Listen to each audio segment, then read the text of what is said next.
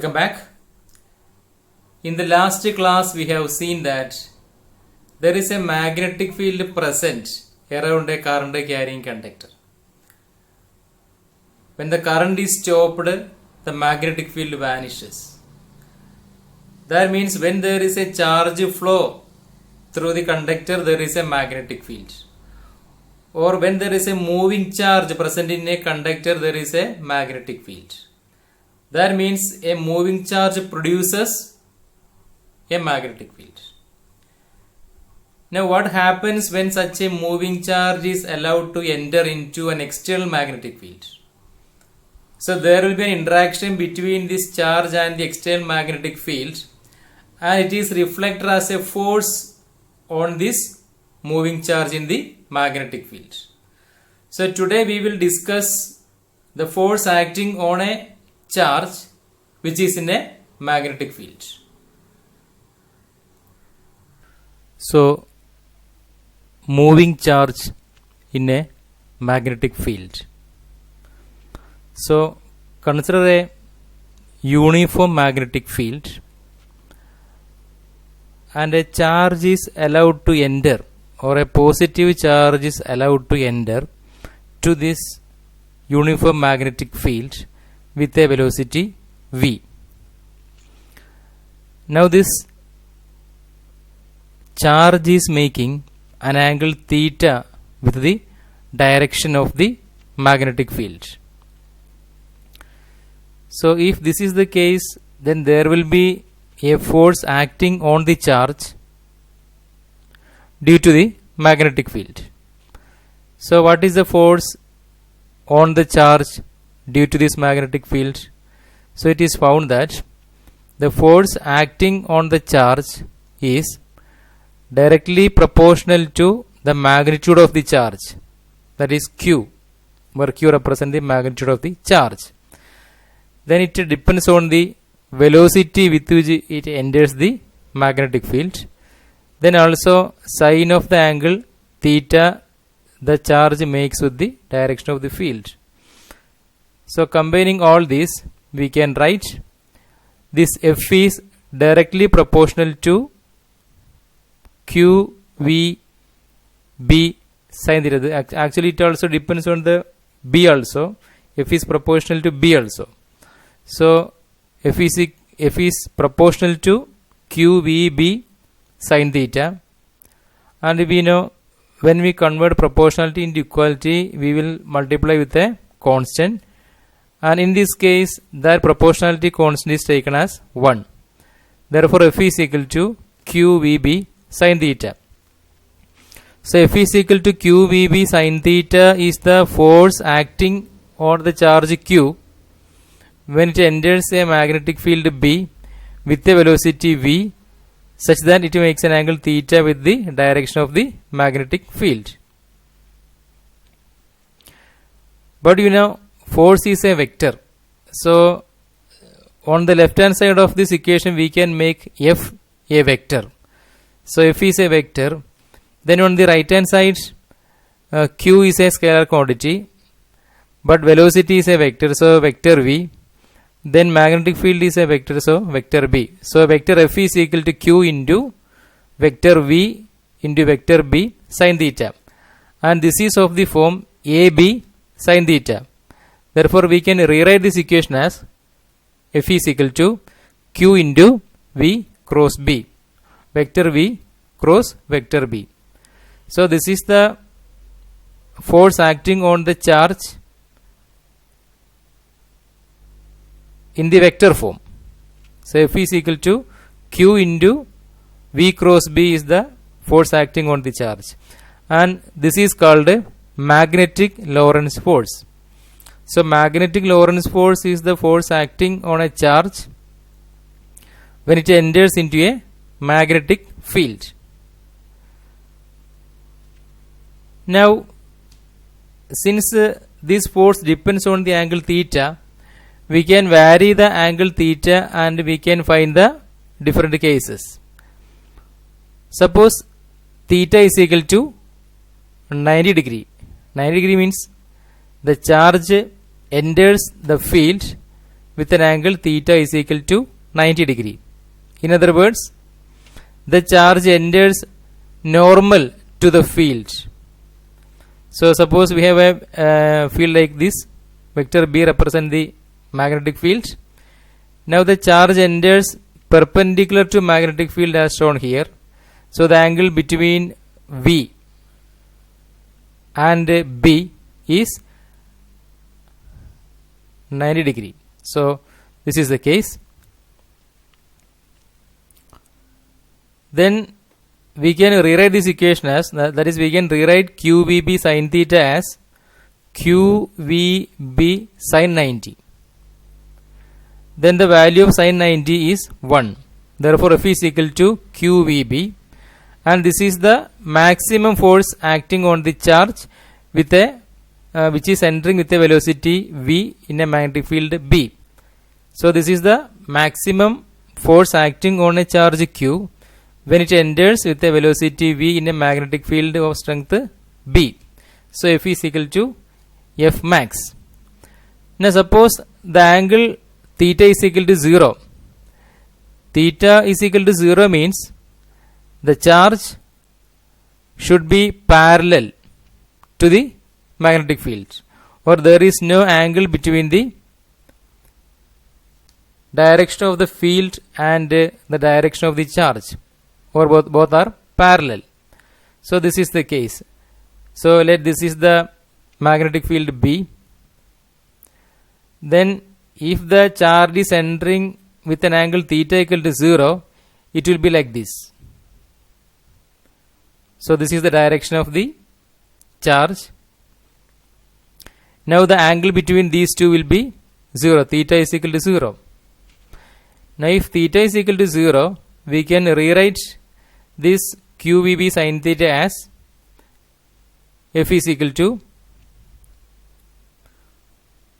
QVB into sin 0, and the value of sin 0 is 0. That means there is no force acting on the charge when it enters the magnetic field with an angle 0, or if it is parallel to the magnetic field. Similarly, if the angle is 180 degree, in that case also the force will be 0. So the angle is 180 means it will be anti-parallel. The direction will be opposite.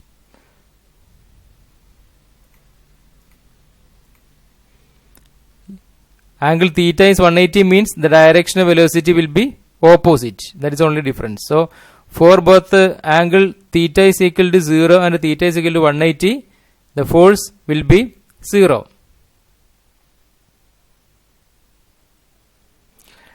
Then what about the direction? So what is the direction of the force acting on this charge?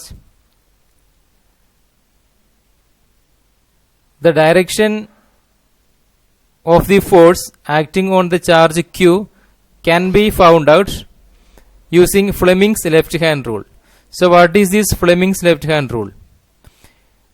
Fleming's left hand rule says that if the middle finger, forefinger and thumb of the left hand are held mutually perpendicular to each other such that middle finger points the direction of the current, forefinger points the direction of the magnetic field, then thumb points the direction of the force.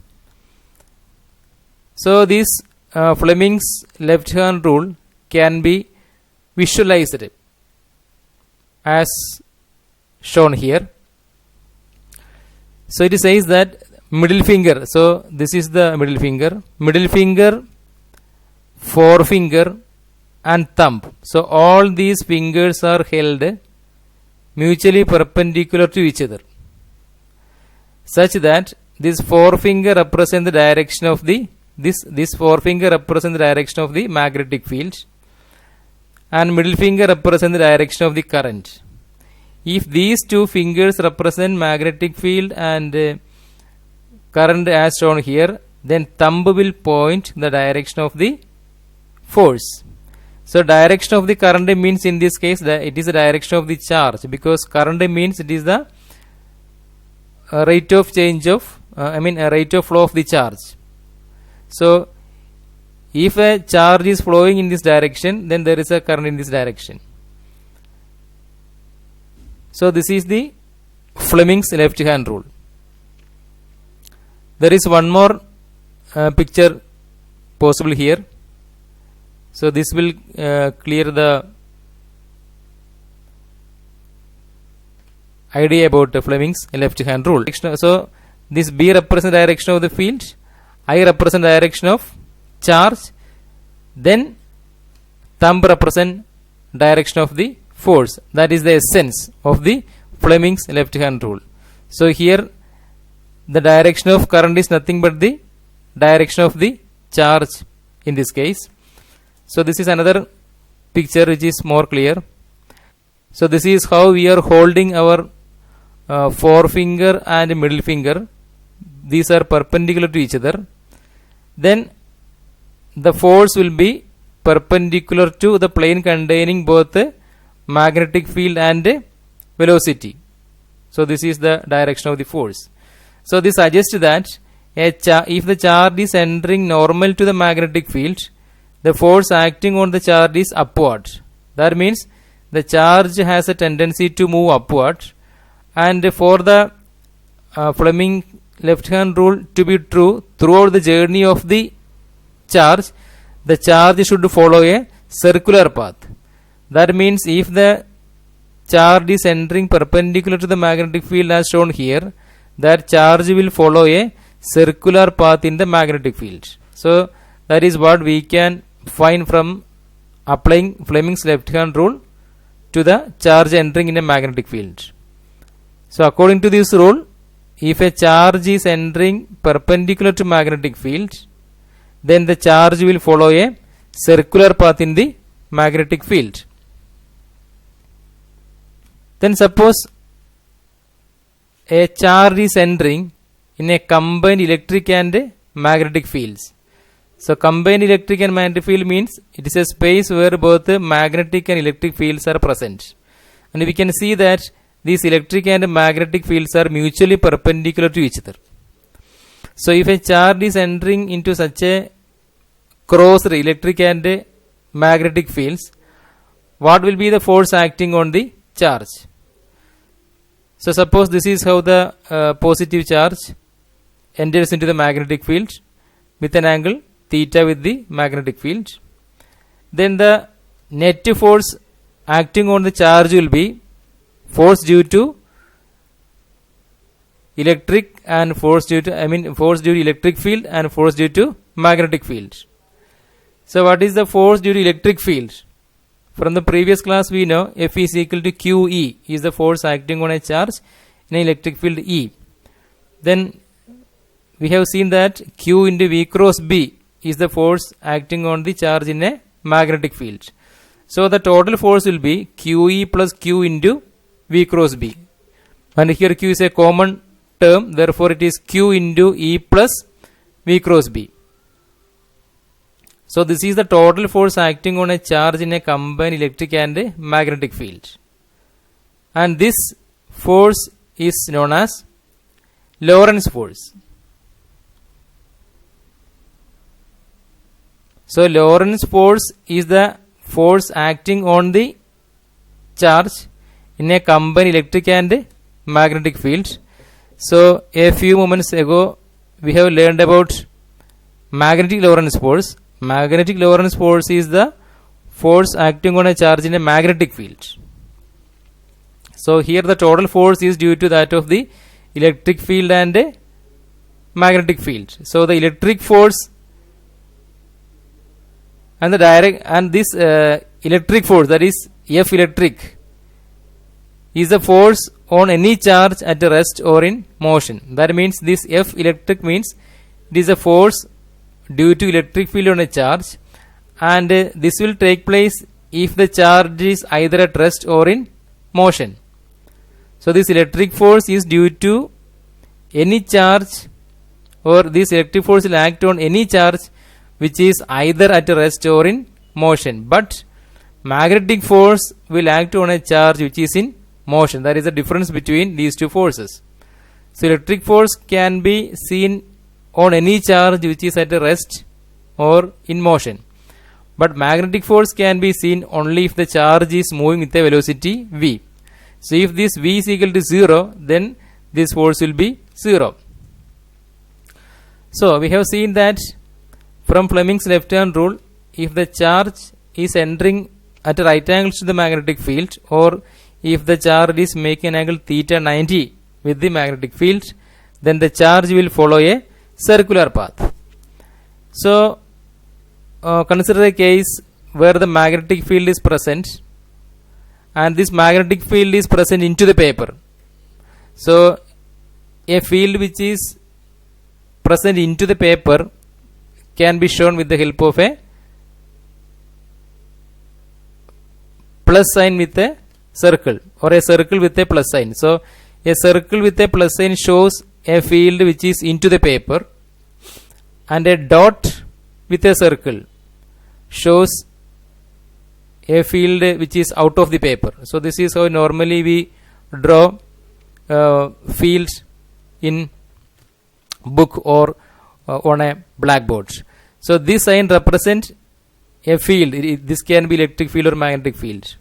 So this represents a direction which is into the paper, or in this case into the screen, or into a blackboard. And if this is the symbol, this symbol represents a magnetic field which is out of the blackboard or out of the paper. So this is out of the paper and this is into the paper. So here this magnetic field is present into the paper.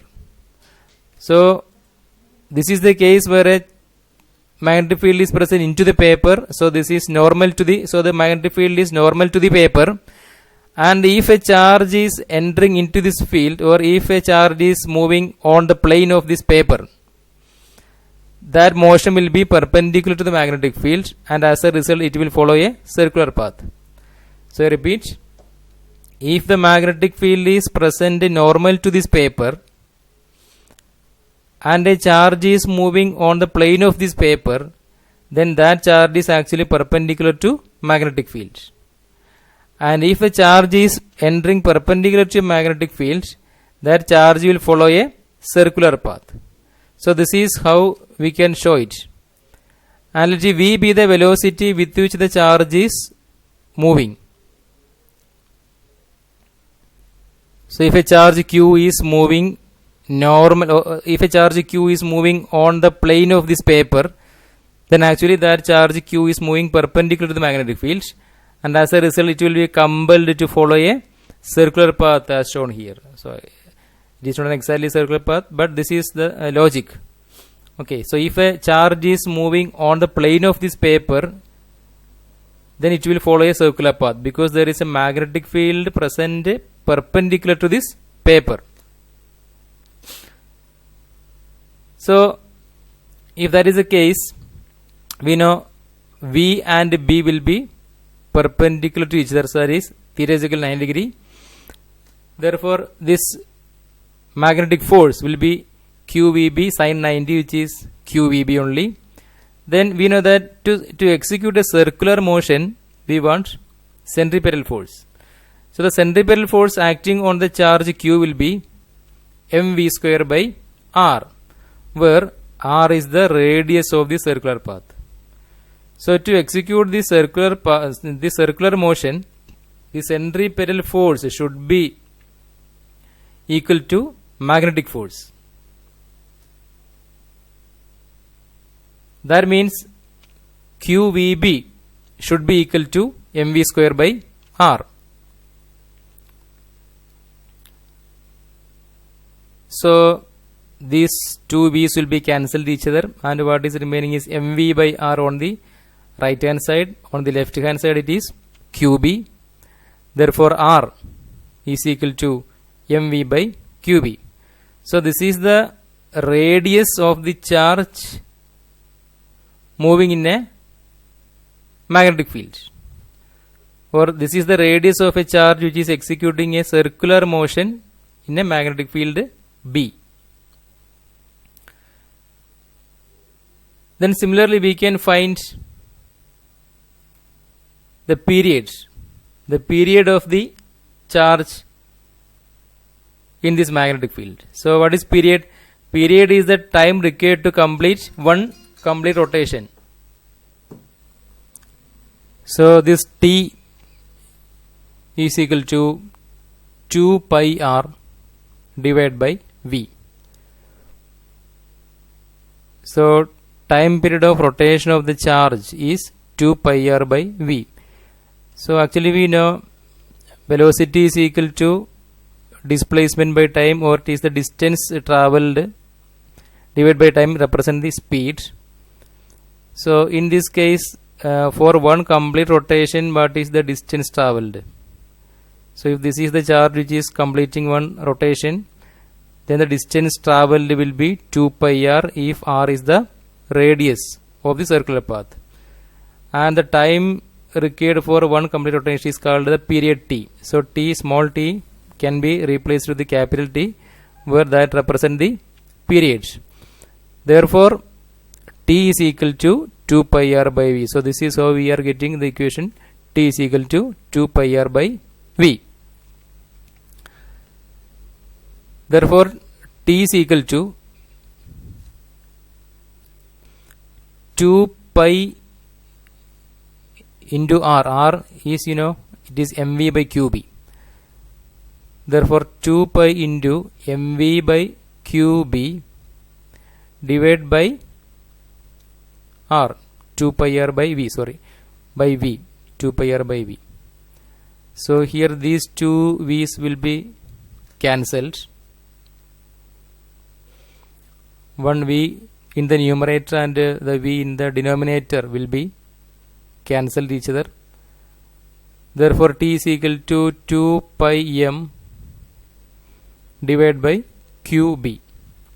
So t is equal to 2 pi m by qb is the period of rotation of the charge in the magnetic field with a field strength B.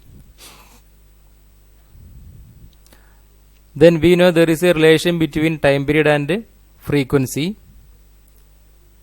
That is, frequency is equal to reciprocal of time period. Frequency is equal to reciprocal of time period. That is, f is equal to 1 by t. Therefore we can write f is equal to qb by 2 pi m. So qb by 2 pi m represent the frequency of the charge moving in the magnetic field. Now there is one device that uses this principle. That is, when a charge enters a magnetic field, it follows a circular path. So there is a device which is called a cyclotron that uses this principle. And these are the different parts of the cyclotron. So these two, the part of this cyclotron which is shown in green are called D's. So D1 and D2 are called D's. Then this N and S represent the two poles of a magnet or magnetic pole pieces. Then this W represent window. So this is the window here. So this is the side view and this is the top view of the cyclotron. This is the side. These are actually same. So this is the side view. So from the side view we can easily identify these two magnetic poles, north pole and south pole. And from the top view we can see the shape of the D's. So D1 and D2 are called D's because it has the shape of D. Then these two D's are connected to oscillator, high frequency oscillator. So from the side view and from the top view we can see the two D's connected to the oscillator, and B is the magnetic field. So this is how the magnetic field is present between the two poles, and we can see that this magnetic field is perpendicular to the plane of the D's. That is the point. So a magnetic field is present perpendicular to the plane of the D's. So from the side view it is very clear. From the top view also it is clear that the magnetic field is present normal to the plane of the D's. This HF oscillator means it is the high frequency oscillator. Then this is the north pole and south pole of the magnet. D1, D2 are called Ds. So these are the different parts of the cyclotron. Then what are these Ds? Ds are hollow metallic boxes in the shape of D. So actually this is a box. D1 and D2 are boxes, actually hollow metallic boxes in the shape of D. So there is nothing inside this metallic box. It is a hollow metallic box.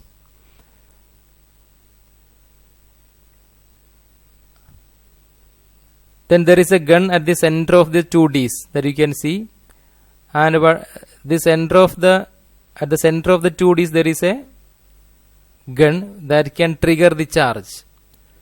So we will come to the working of this cyclotron. Initially D1 is positive and D2 is negative. So using this oscillator we can keep the polarity of D1 as positive and D2 as negative. So D1 is positive and D2 is negative in the beginning. In the second step, the charge Q is triggered perpendicular to B. It is a positive charge. A positive charge, say plus Q, is triggered from this gun. So you can see a gun here. This red dot represents a gun. So this will trigger a positive charge perpendicular to the magnetic field. So when a charge is allowed to travel in a magnetic field perpendicular to magnetic field, you know, it will follow a circular path. So because of the electric force, this plus Q is accelerated towards D2, because the charge of D2 is negative. The charge of D2 is negative. So it is from this point the charge is triggered and D2 is negative.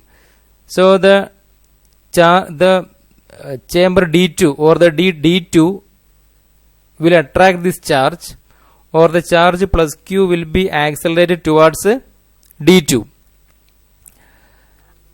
And because of the action of magnetic force, that is due to the presence of this magnetic field, there is a magnetic force acting on the charge. The charge follows a circular path. So the net result is the charge plus Q is accelerated towards D2, and in D2 or inside this D2 it will follow a circular path. Then by the time this charge completes semicircular path in D2, because of the action of magnetic field, it will follow a circular path. So it is following a circular path inside the D2, and by the time it completes semicircular path in D2, the oscillator changes the polarities of D1 and D2. That is, now D2 is positive. That means by the time it completes the semicircular path, D2 is made positive and D1 is negative.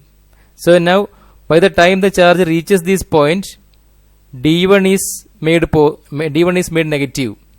That means now from this point, or from the edge of this chamber D2, the charge will accelerate towards D1. So from D2 to D1, the charge is accelerating. Still the magnetic force is present. So it follows a circular path. So the function of the oscillator is to change the polarity of D1 and D2.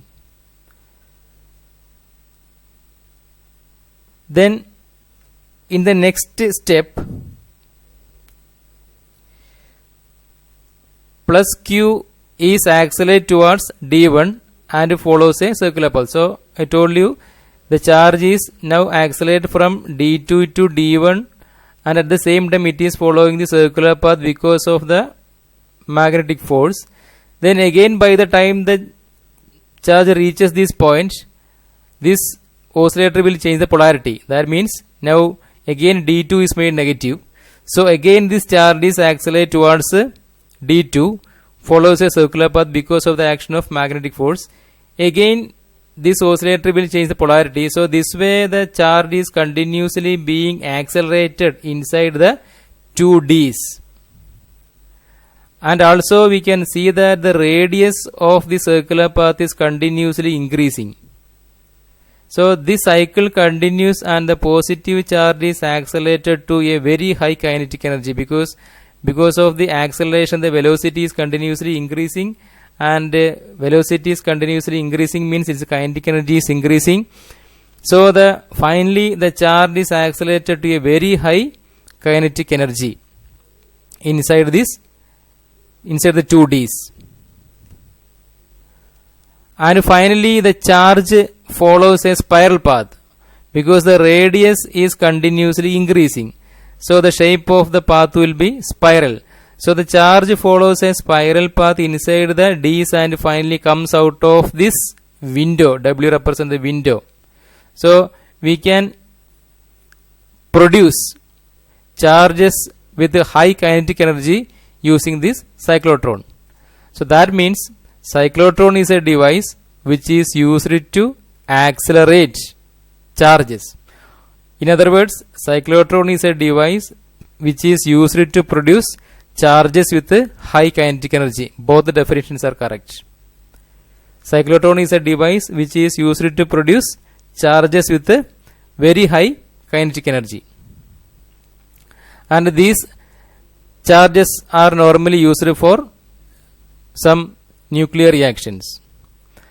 So kinetic energy is equal to half mv square. And what is V? So from the previous discussion we have seen that QVB should be equal to mv square by r. Therefore QB is equal to mv by r, or V is equal to QBr by m. So now we can replace the velocity of this equation with QBr by m. Therefore kinetic energy is equal to half m into QBr by m the whole square.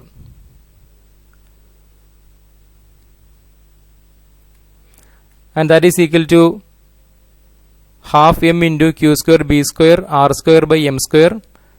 So now there is only one m in the denominator. Therefore the equation will become kinetic energy is equal to q square b square r square divided by 2m. 2 into m is equal to m. So this is the equation of kinetic energy for a charge q in a magnetic field B. Or this is the kinetic energy with which a charge q is coming out of the cyclotron having a magnetic field B. Then what is the frequency? So from the previous discussion we have seen that frequency of the charge should be QB by 2 pi m. So frequency of the charge inside the Ds will be QB by 2 pi m, and this is called cyclotron frequency.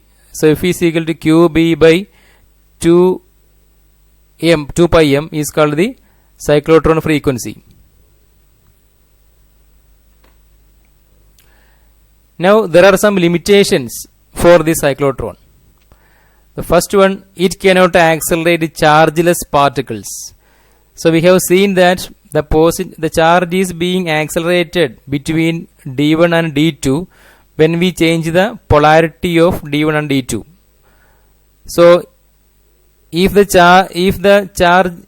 charge which is present has no magnitude, or if it is a chargeless particle, it will not be accelerated towards D1 or D2 because of the electric force only the charge is being accelerated.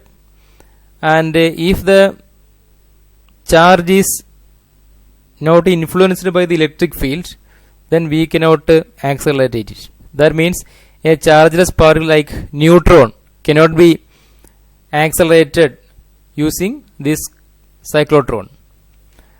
Secondly, it cannot accelerate light particles. For example, electron. So cyclotron cannot be used to accelerate light particles like electron. Why? Because they gain speed very quickly due to their lighter mass and go out of phase with the oscillator. So it is this oscillator that changes the polarity between d1 and d2. So since the mass of the charge is very less, it gains a very high kinetic energy, and by the time the charge reaches the space between the two Ds, the oscillator cannot change the polarity of the Ds. That is why we cannot use light particles to accelerate. We cannot use light particles in a cyclotron to accelerate. Then the third point is the ions cannot be accelerated beyond some limit, or the charges cannot be accelerated beyond some limit, because at very high speed relativistic effect will come into play. So relativistic effect means, from Einstein's theory of relativity, mass of a particle is equal to m0 divided by root of 1 minus v square by c square. So this is the relativistic mass. Or when a particle attain a velocity which is close to the velocity of light, its mass will be m is equal to m0 divided by root of 1 minus v square by c square. So if the velocity of the particle becomes, suppose that of the velocity of the light, that is v is equal to c. That means what? It is c square by c square. So c square by c square is 1, and 1 minus 1 is 0. So m0 by 0 becomes what? This will be infinite mass. So with this we are winding up here. Thank you for watching.